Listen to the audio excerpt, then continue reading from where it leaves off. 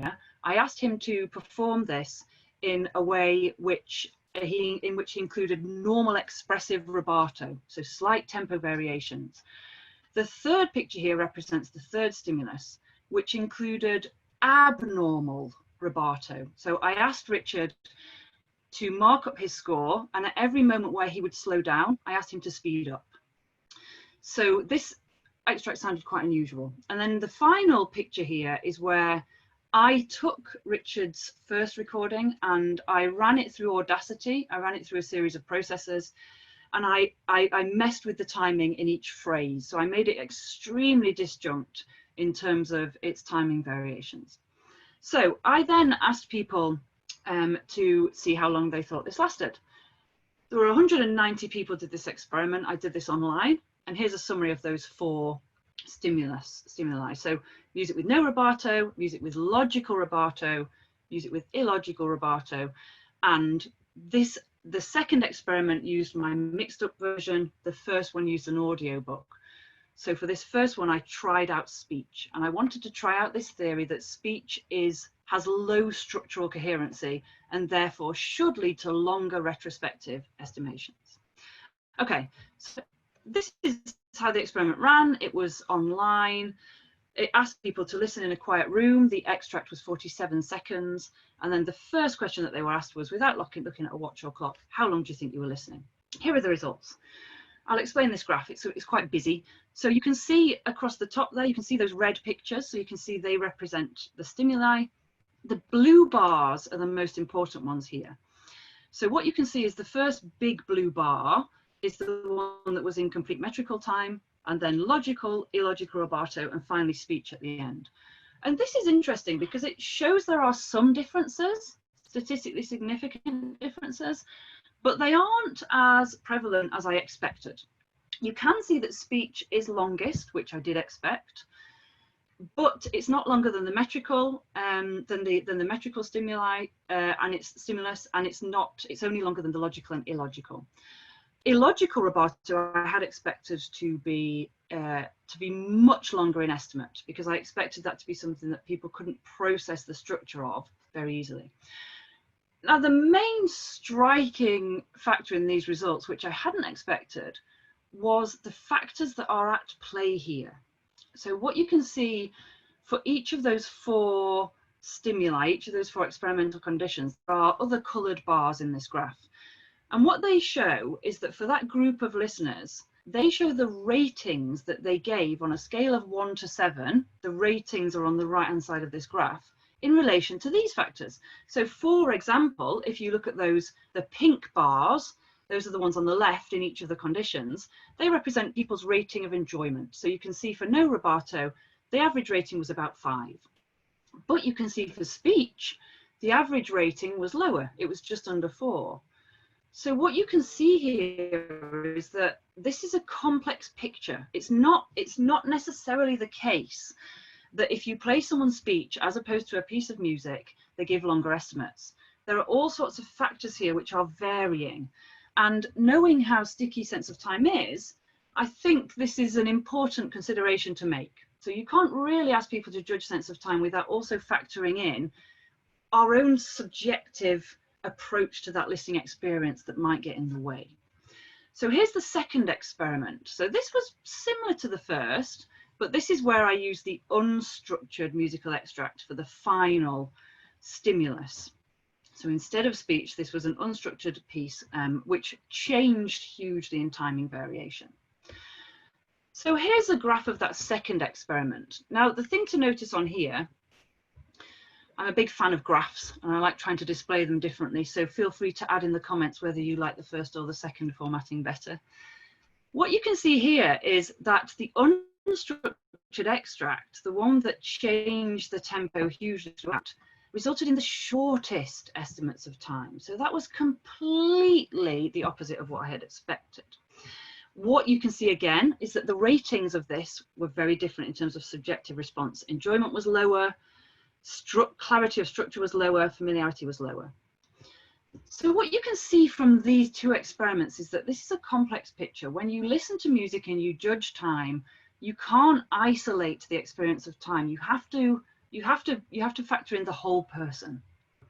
What you can do when you have these kinds of results that suggest that some factors in your experiments vary in line with other factors, is you can run a factor analysis. This is a statistical process where you basically find out which things are going up or down in line with which other things. And what this table shows is the components across the top, 1, 2, and 3. Those show which things vary most strongly with which other things. And this is fascinating because I think this explains some of those results that we've just talked about. First of all, factor number 1. In general, anything with a rating of about 0.4 or above is a contributing factor. So this shows those yellow highlights: finishedness, familiarity, enjoyment, clarity of structure, and the condition that people listened to. Apparently the YouTube stream isn't working. Thanks for letting me know, Tom. Hopefully you're all okay on Zoom.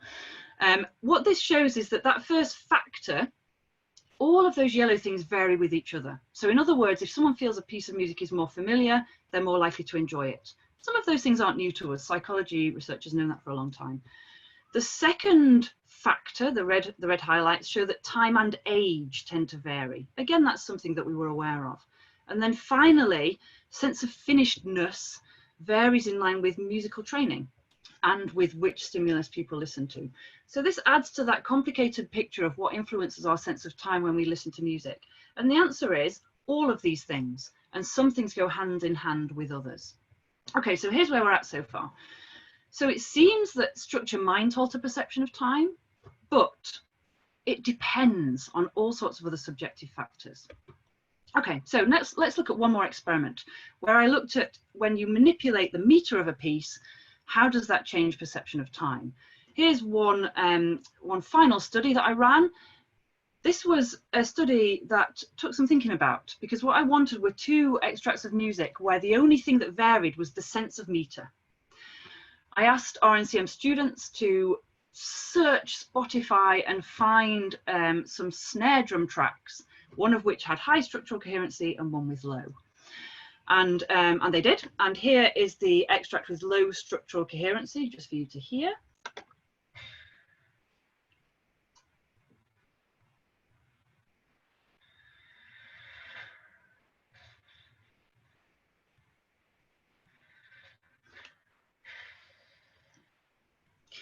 Okay, so the hypothesis here was that this, having taken away the pitch information, any sense of cadences, tonality, you can hear this in the background. This piece has a very low sense of a metrical framework. So the hypothesis here was that the first extract with higher structural coherency would lead to shorter estimates of time. Here are the data so far. I'm still collecting these data. There is no statistically significant difference between these. But this is work in progress, and this suggests that perhaps this is the case. I need to collect more data before we can be sure, but it does suggest that maybe a greater coherency in the metric framework leads to shorter estimates. Okay, so let me show you what I'm working on now. So here's a summary of what you've seen in experiments 1 to 3. And the new bullet point at the bottom, metrical structure and the coherence of this might impact on sense of elapsed duration. So this is what we've looked at so far. Things that influence sense of time when you listen to music, the music itself, the environment, and who's doing the listening. But perhaps the picture should look more like this. Perhaps the picture is more about the piece of music and its characteristics, the environment it's in, the way that you are judging time passing, and who's doing the looking. And what's interesting now, and where I now need to look at, is which one is more important. And might there be a way of creating an algorithm to predict, depending on whether you know these factors, to predict people's sense of time? And might the picture look more like this? Might it be the case that the pattern of the events, the structural coherence of the events within the music, is another part of that jigsaw puzzle? Okay, so here's a bit of current research before I round off. This is Xiaodi Zhao, and she's a Year 3 cellist. And of course, during the pandemic, there was a wealth of research that sprang up around perception of time.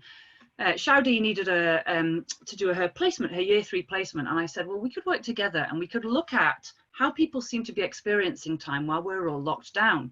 Because what the models would say would be that if you are bored and you're not concentrating on an event or a hobby, your sense of time prospectively would mean that you think it's going quite slowly. But if you're engaged in something, you will experience lockdown as being quite fast.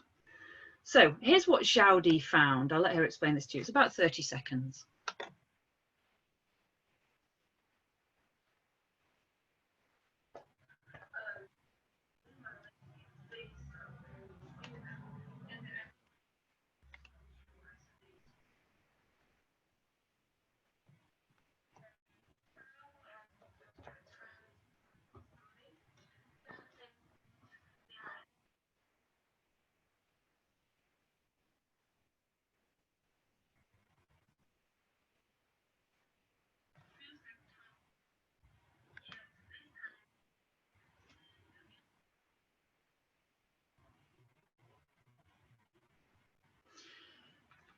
And it's been great to work with her. There's a large scale project that I'm involved with on time perception during lockdown, and that's looking at exactly this topic, perception of time during lockdown, and whether that has changed in relation to our normal lives, whatever they were, if we still remember them. Okay, so here's another project. Michelle, can I interrupt? We didn't actually hear it. Can you go back and do that again, and this time share the audio, please? Yes, thank you, Jane. Can you give me a nod if this is working? I found that no matter what country you are in, the dilemmas you face are very similar, and everyone is very difficult to isolate at home. Everyone has gone through a period of time and feels that time is passing slowly. Then they put their energy into social software and the internet and become irritable.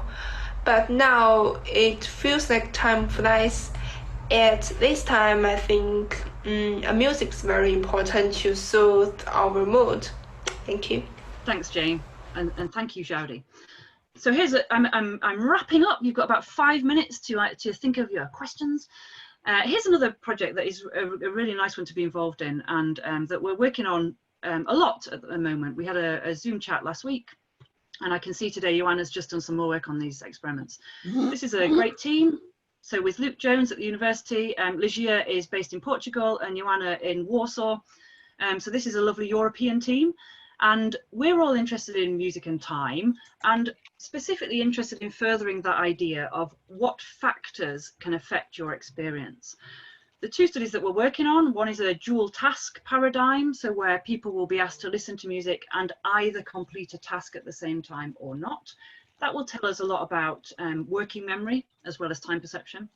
And the second study is a study on not just on how perception of time changes if you alter the tempo of a piece of music, but whether this varies in relation to a person's spontaneous tapping tempo.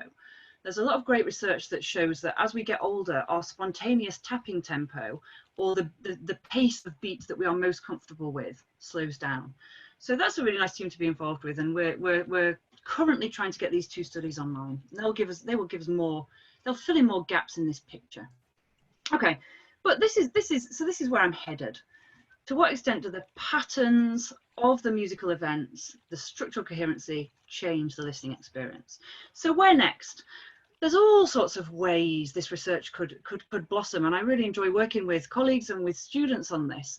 One of the things I've never looked at but always intended to is chronometric notation. I think research in psychology shows quite clearly that we are, as humans, we're not very good at producing intervals of time. Here's George Crumb's Vox Ballerinae, where the flautist at the beginning is asked to hold a note for 5 seconds. Actually, we are not very good at tracking 5 seconds or 15 or 20 seconds. So there's some research to be done there on how that affects creative practice. Of course, no one has really looked at this, at that question of when you rehearse a set or a half a concert, to what extent does your sense of time differ from when you perform that? Do you end up performing it faster? Do you end up estimating time differently? And of course, time during lockdown, which is an ongoing research project. Okay, so let's finish off by thinking about why this all matters. Well, why do this research? Why is it important? I think it gives us an important chunk of the jigsaw puzzle in terms of the audience experience. It gives us another insight into how people experience music and listening. I think it's an important part of what performers and composers are thinking about at the moment. I do think through my own discussions with colleagues and collaborators that composers and performers are thinking about notions of time and how you can construct time for the listener. And I think it's quite important that we join these fields up, scientific inquiry and creative practice. Through my discussions with Luke Jones, I've learned a lot about time, and I think what we've also discovered together is that using music to investigate sense of time can give us a sense of general psychological time. This whole idea of structured material giving you a different sense of time to non-structured material has all sorts of implications in other fields. Without music, we wouldn't have known that. Use of music in time-sensitive settings, there are all sorts of ways in which we need to be able to time things. For example, we need to be able to time how long it takes us to get ready in the morning. There's lots of great experiments that show that if you use music in a clinical environment, it can give people a sense that time is passing more quickly, which can be useful for things like pain. Relevance for businesses. I've had a lot of conversations with businesses on this. I spoke to a pilot with British Airways once, who said that this research has huge implications for them because they like to play music on the plane in the cabin when the flights are delayed. And he said, is there a way to know which music is likely to make people think less time has passed? And the answer is yes. We do know enough to be able to predict that. I've also done some work with mobile phone ringtones, and there are ways in which you can predict which qualities of music are likely to lead to people answering their phone more quickly. So there are lots of implications there. And finally, I mean, I think this is about being human, isn't it? Our lives are made up of time. I read a really great blog the other day on this, which basically said that how do you measure a life? We're all quite aware, I think, that when you look back on a period of time, if you've done a lot of different things in that time period, it feels like a long time. If you have done the same thing every day, when you look back on that, it's hard to believe that 3 months have gone, for example, during lockdown. So in terms of how you look back and evaluate your life, knowing how time is constructed, I think is quite an important question. So on that note, before you look at the clock, I'd be really interested for you to put into the comments how long you think I've been talking for. And if it's longer than actual, I'll know that you might have been watching the clock. And if it's shorter, maybe time has been flying while you've been having fun. Thank you.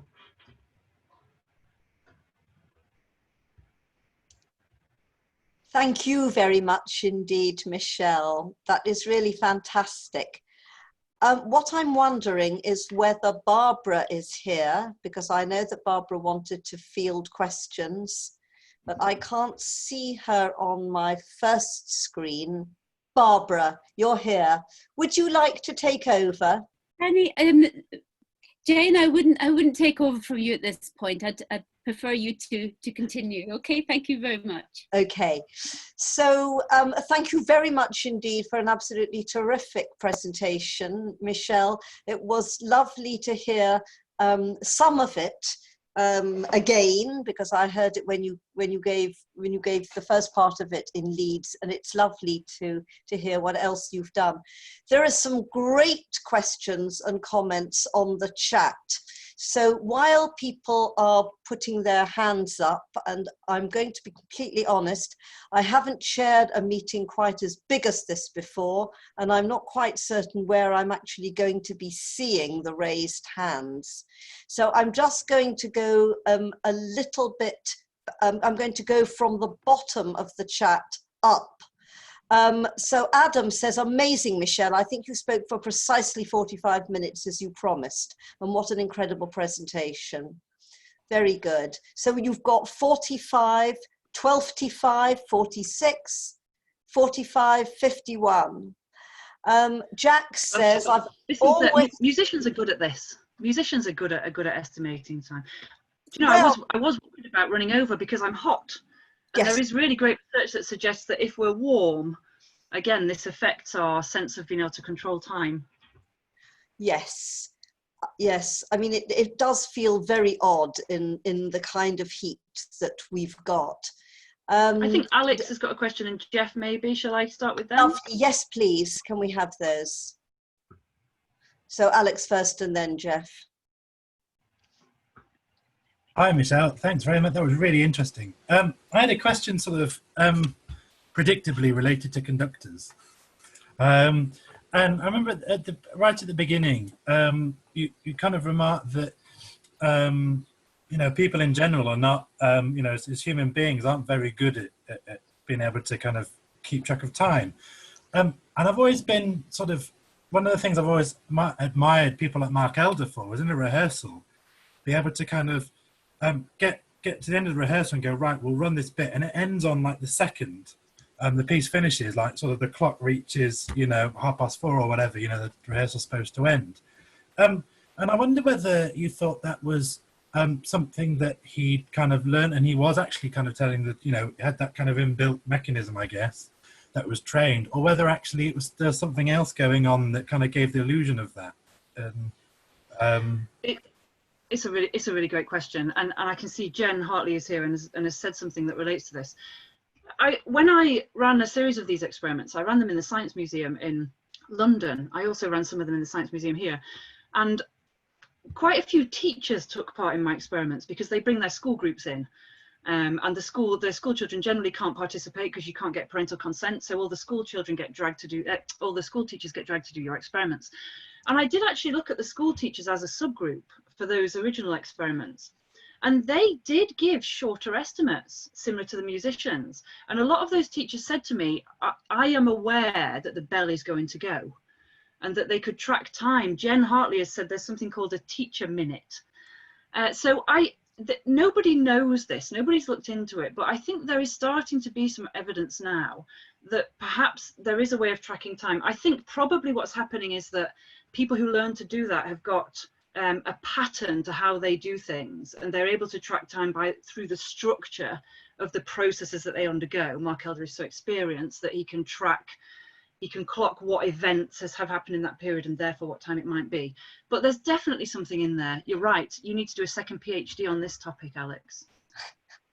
So thank you very much, Alex. Can we go to, I actually want to go to Alexia next because she's our visitor, and after that, Jeff. Alexia, you need to unmute, or have you changed your mind?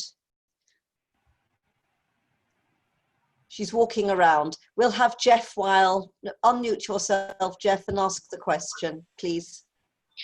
Yeah, when we try and estimate duration, we're working with chronological units, which are essentially human constructs, so that we have at some point defined what is a second, what is a minute, what is an hour.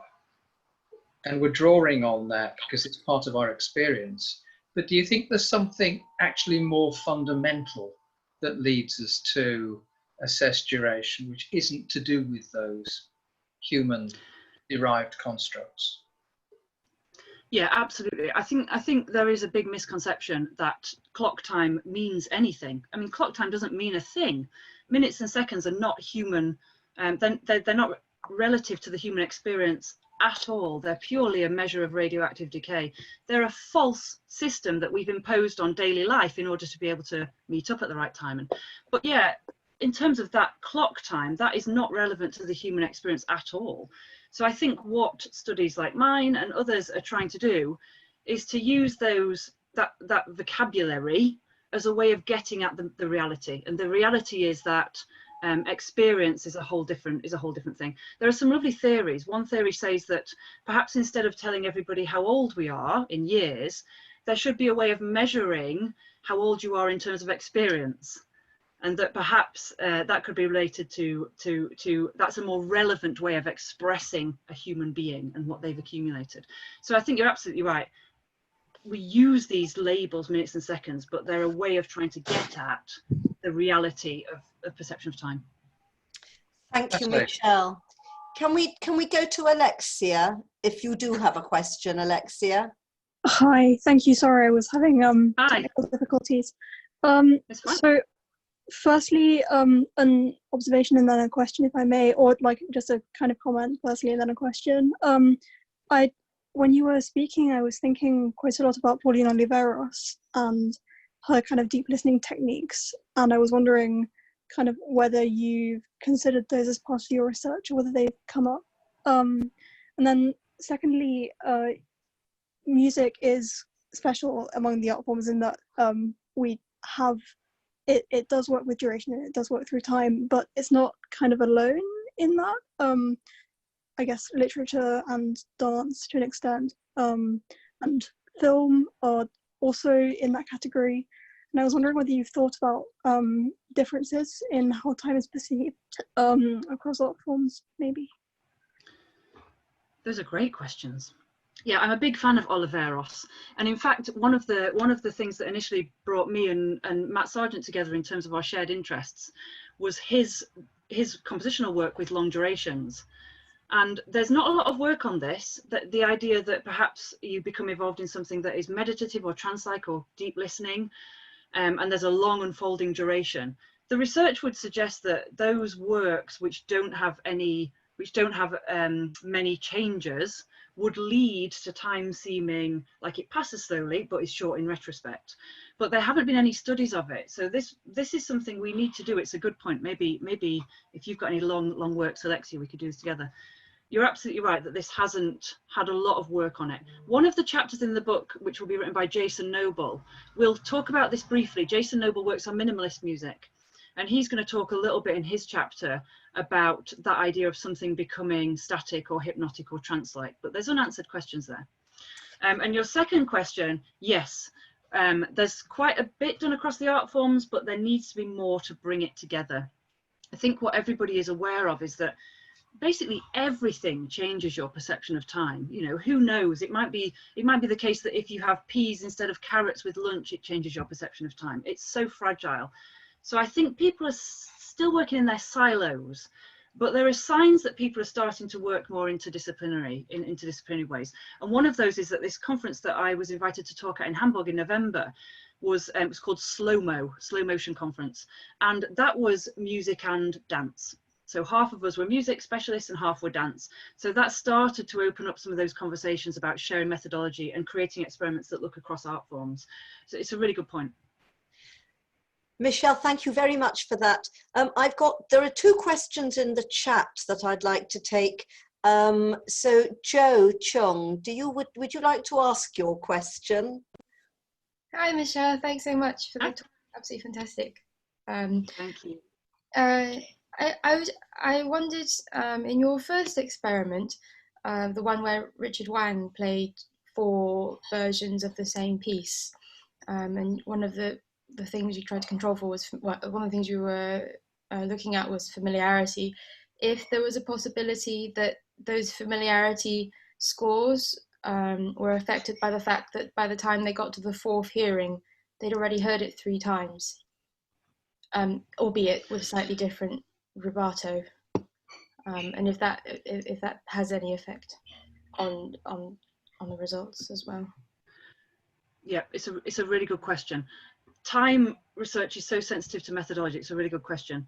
I should have made this a bit clearer. So participants in that experiment only did one of the conditions. So each person only heard one.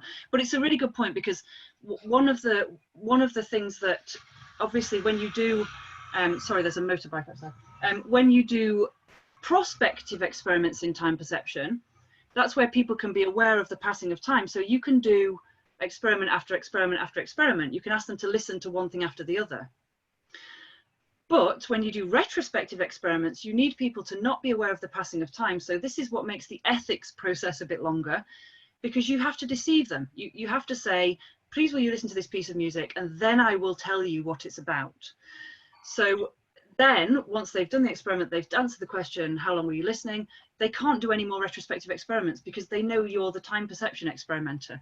So it's a good point, because you have to do it one way and collect lots of data from a person, or only ever ask them to do one of your trials. So thank you for that. Now, Jenny Henley raised an issue which she sent to you in an email earlier on. which is about different cultures, about research that uses non-Western music, and in cultures where time is treated a little differently. And that's raised a really interesting series of conversations on the chat. So would you like to speak to that? Yes, yeah, I've got Jenny's email here. Thank you, Jenny. It's fascinating, this sense of non-Western time. One of the most interesting articles I read on this was an article that talked about a tribe in South America, I can't remember which tribe it was, where the way that they talk about time, the way their vocabulary talks about time, is that they see the past as being in front of them because you can see it, and the future as being behind. So the way that they talk about time is about experience that they've had being in front, experience they've had being behind them. Totally different to Western conceptions of time. So, and I think this is a really interesting element, because here's an example of something that we know from creative practice. So Jenny, you mentioned gamelan practice and other non-Western practices where you can perform for hours and it can be meditative. We know from creative practice that this is an important experience, but actually that hasn't really been addressed much in terms of psychological time. I think in general, psychology of time literature tends to look at shorter durations, but there's definitely a lot to be looked at there in terms of the performer experience, and especially with scenarios like that, Jenny, the performer versus the listener scenario, in terms of how those durations are experienced. I've often thought we should try and use Sartre's Vexation as a study in music and time. Barbara might have some ideas about that. And then Jenny had a second question. So in teaching, you get a sense of time. And it sounds like you have got this as well, Jenny. I think this is really interesting because anecdotally, I have heard this from a few people, but the theories on time don't really back this up yet. So there is untapped expertise there. I think probably this has something to do with the structure of events and the practice and the routine and the familiarity with what you do as an expert in those scenarios. But I don't know. So yeah, there's a whole set of experiments there. Does that answer your question, Jenny?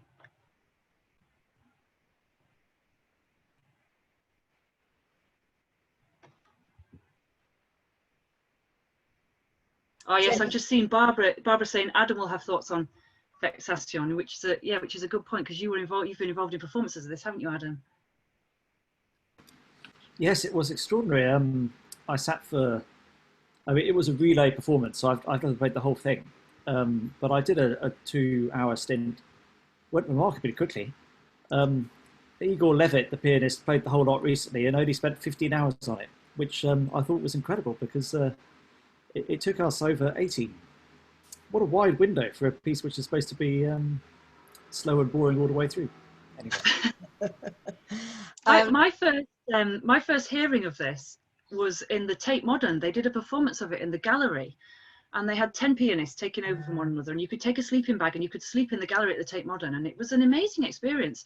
You kind of slept a little bit and then you woke up feeling very disoriented.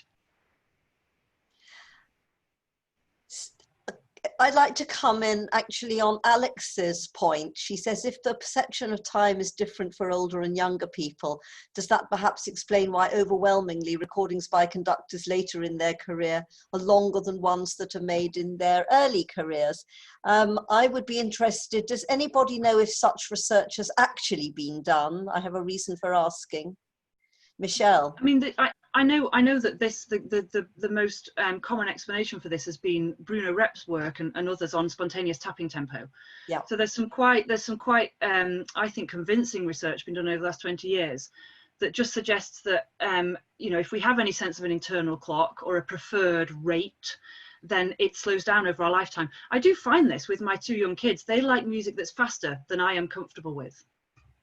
So the reason I wanted to take it up is that in our book chapter on inferential statistics, we actually give a fictitious example of a study in which conductors we look at recording the length of time, the durations of recordings at different periods in their lifespan, but we also compare what happens if they're playing with different orchestras, same piece, different orchestras, different times. But it's an imaginary example, and if you knew of a real one, that would have been very nice, although it's too late because the book's in production now.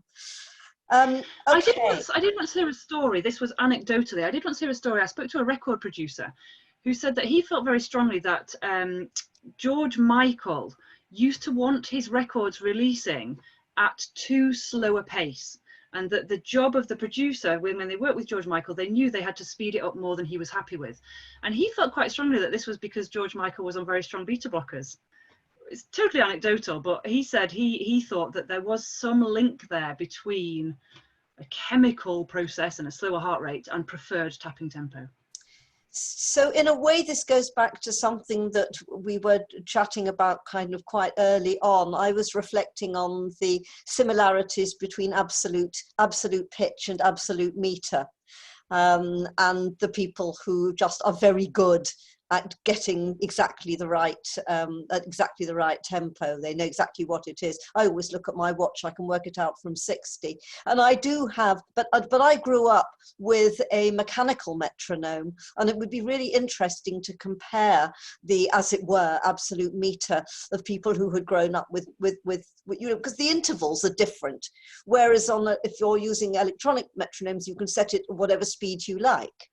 And so, but I just wonder whether there is a link between that internal meter and sense of time. That's really my big question for you. Yeah, absolutely. This is one of the studies that we're doing with, I think Ligia might be here. I'm not sure if Luke's here as well. This is one of the big questions in the studies that we're just planning. The idea of whether there's a link between preferred tapping tempo or spontaneous tapping tempo, which changes with age, and sense of time during music listening. So yeah, I imagine there is a link. That's really good. Oh, I love this. John, you've made a lovely, lovely pun. Adam said that he was drinking absinthe all the way through his performance of Vexations. 2 hours Vexation stint at 2 a.m. And John wants to know, did he play it on the piano or the absynthesizer? Which that's very nice. Synthesizer, very nice. So there was one other question I wanted to take. I think up. Jeff and Jack. Oh, thank you very much, David. Nina has a question, and Jack has a question. So we'll go Nina first, and then Jack, and then I'll look for some more. Okay. Hi, Michelle. Hi. Hello, thank you so much. That was really fascinating and lots to think about for me as a composer and a performer. I think all of this, your research really intersects nicely with almost everything that everyone does. So I think that's really fantastic. So one of the things that I was thinking about, sort of picking up on the talk about Vexations, was how performers perceive time, particularly improvising performers. I've been doing work recently with the RNCM's Experimental Electric Ensemble, which is a postgraduate module, and we've been doing group improvisations on Zoom to finish off that course during lockdown. And it's been really fascinating how we'll say, oh, we're going to perform for about 10 minutes, but we collectively agreed not to look at a clock. And it's quite interesting how we're all, as trained musicians, really able to pretty closely judge that, even if the music is very fast and kind of metrically sort of aligned, or if it's slow and evolving, we're still able to do that. I just wondered if that was anything that anyone's really looked at. Ah, it's nice to see you, Nina. It's Nina from the famous Noises with Nina videos. I love those videos. It's really nice to see you. Yeah, it's fascinating. We need to talk more, don't we? That sounds incredible. I'd love to hear more about that. I think that there is some work now being done. I can't remember who started doing it on music and time and flow. So I think some of that is relevant, the idea of getting into a sense of flow and how that impacts. But yeah, that whole idea of long, expanding, single experiences from both the performer and the listener experience hasn't really been looked at much at all. I think we are aware as practitioners of some of that, but those longer durations haven't really been the subject of a lot of experiments yet. So there's a whole world of research needs to be done in marrying those two up. So yeah, we should do work together. Yeah. Great. Nice to see you. And you. Thanks, Michelle, and thanks, Nina. I'm going to go to Jack, and then I'm going to go to Matthew. And unless anybody else has a question, Matthew's will be the last question. So put your hand up now or forever hold your peace. So Jack next.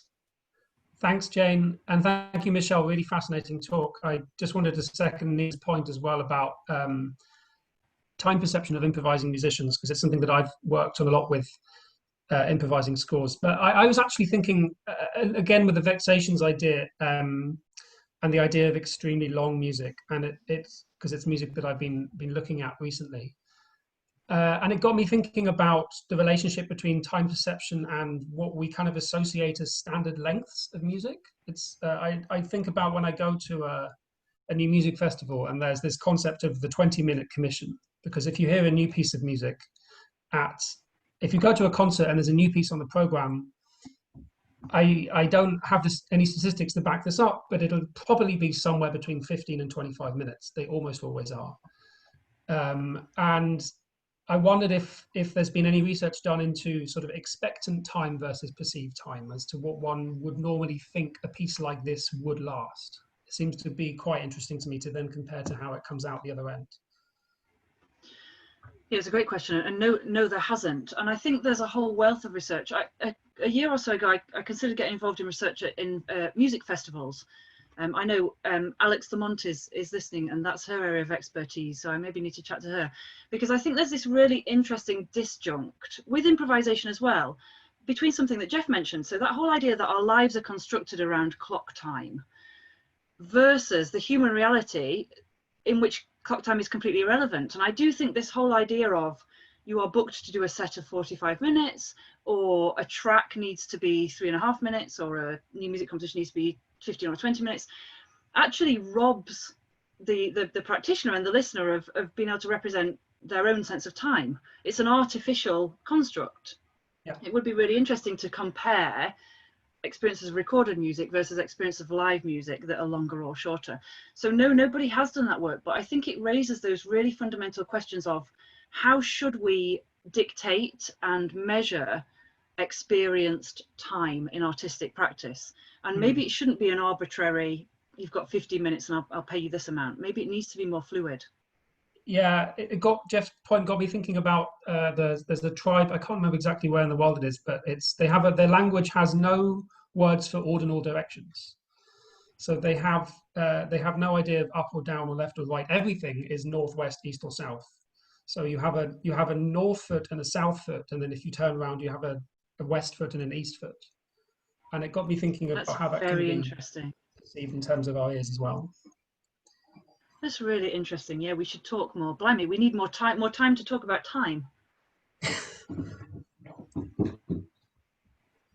Thank you. So let's go to Matthew. I don't think there's anybody after Matthew, so over to you now. Hi, Michelle, can you hear me? Ah, you're here, hooray. Hi, Matt. Hello, everybody. So thank you for your part of the talk, because you've been a collaborator. A lot of these ideas have been developed in line with you in our conversations. It's been an absolute pleasure to work with you on this project as it continues through its process, Michelle. So it's really lovely for you to invite me here today. It's really nice to be here. Thank you for a really fascinating talk. I just wanted to contribute just a sort of part A and a part B to the discussion. There's been a lot of chat going on in the chat box regarding time and its sociocultural function, which I just thought I'd just mention because it happens to be the bit of the book that I'm writing. And I think we've acknowledged in the discussion this relationship between subjective personal time, what someone like Henri Bergson would call durée, versus clock time or measured time, and how those two things interact. But actually, there's a very important aspect of time, which is that it's a kind of sociocultural consensus about how we see time operating so that we can coordinate with each other. And there's a really, really, really broad and really interesting array of literature that I've been delving into that looks at essentially the changes in sociocultural notions of time as sociocultural constructs have evolved and changed through time itself, which is to say that there is certainly some evidence that suggests that from an anthropological perspective at least, time is temporal in that it has an evolutionary and structural procedure of its own, which it can be traced right back through to some of the more tribal communities that people have already mentioned, through to pre and post-industrial eras. And there's some really interesting work to do with sociocultural notions of time in the contemporary era, in the age of global capitalism and neoliberalism, etc. If anyone's interested in that reading, then just drop me an email and I'll be happy to share it. So there's a whole load of work there. But my question, sorry, that was just tying up something from the chat. My question is about how that might impact music psychology, which is to say that if time is in a discursive relation, if the subject is in a discursive relationship with a wider sociocultural context and derivation of their notion of time, then that seems to suggest that the results of any psychological inquiry will have a time span or a time stamp that is that is resultant from the embedded psychological work that has taken in, and also its geo positioning, because obviously sociocultural products are contingent on their geographical position. So I was wondering to what extent the music psychology community acknowledge that in the kind of results that are being produced. Yeah, it's a really good question. So essentially you mean that the way that psychology tackles these questions and designs these studies is already embedded in that whole cultural approach to time, and whichever cultural approach to time that might be, of the many that exist. How do we avoid deriving a model of time perception that's actually for predominantly straight white people? Yeah, and I think psychology in general over probably about the last 10-15 years has become really self-aware in this way. There was this great study about how a lot of psychology experiments have been done with people who are weird, white, educated, industrialized, I can't remember the last two, but basically, yeah, that we're quite a homogenous population that have done these studies. I think it's a real risk. I think cross-cultural research is important in lots of fields, and there needs to be more of it. In terms of time perception, that is starting to happen, but a lot of it is still European and American. But you're right, once we get a better sense of these models in these steps that we're looking at the moment, so developing the internal clock model, developing any sort of retrospective model, it then needs to have an even greater flexibility to account for all these different approaches to time around the world. You're right, that this is the tip of the iceberg.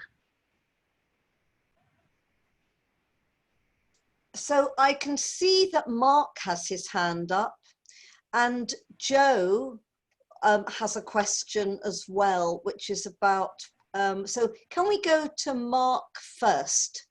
And then we'll finish off with Joe's, and then I think we really probably ought to stop, because we will be really well over our allotted time, and some of us have got to get away from our desks where we have been all day. So Mark first, please. Hi Michelle, thanks very much for that. And sorry to disturb everyone's sense of perspective time when this was going to end. So as someone that engages in musical quotation, I'm interested in what your opinion might be on practices where there's a kind of external reference point within a piece of music. So this might be quotation or something like that, and how this might affect perception of time. I guess I'm thinking that there might be a sense of familiarity there, but I'm also wondering if there's a sense of another time that is referenced. Aha, I see what you mean. Okay, so two things come to mind.